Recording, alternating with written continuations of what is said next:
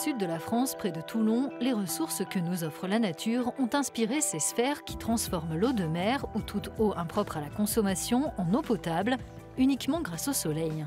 Ce système fonctionne de manière autonome, sans émettre de CO2 et en reproduisant un phénomène naturel, la distillation solaire.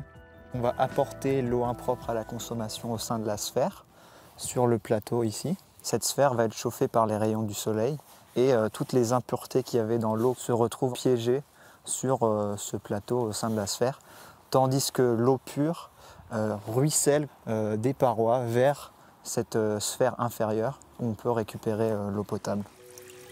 Alors qu'un tiers de la population mondiale n'a pas d'accès garanti à l'eau potable, ce concept développé dans le cadre d'un projet européen appelé Helio contribue à apporter des solutions. On a tous besoin d'eau pour vivre. Donc un être humain a besoin de ces 2 litres quotidiennement. D'ailleurs, cette sphère-là, elle est dimensionnée pour faire de l'eau pour 5 personnes, parce qu'elle fait 10 litres par jour.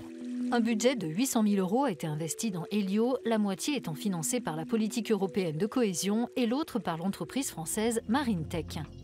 Il existe déjà de nombreux systèmes de production d'eau potable utilisant l'énergie solaire. Mais celui-ci se distingue par l'emploi de matériaux recyclables et résistants et par son autonomie totale. Ces aspects ont séduit Enrique Encinas, qui envisage de le commercialiser en Espagne et en Amérique latine. C'est un design très futuriste, très modulaire. Et on peut déployer les modules sous la forme d'une ferme pour augmenter la production d'eau quotidienne et répondre à des besoins plus importants. Un module pèse environ 80 kg, entre 80 et 100 kg. Mais il peut être monté en 2 heures et démonté par 2 personnes, très rapidement également.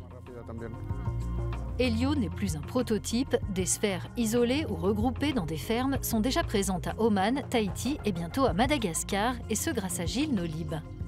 Cet entrepreneur a acquis une vingtaine de modules, dont 5 seront installés dans une école du sud du pays. L'eau potable sera destinée à une centaine de personnes.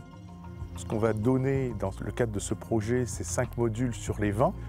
Pour une raison très simple, c'est qu'il y a une nécessité absolument cruciale de l'eau dans ce sud malgache et que c'est crucial pour boire, pour se nourrir et également aussi pour l'hygiène. J'espère qu'on va améliorer la vie de ces populations qui sont dans une grasse crise de famine actuellement. Aujourd'hui, toutes les initiatives sont bienvenues, l'accès à l'eau potable et à l'assainissement étant reconnu comme un droit fondamental par les Nations Unies.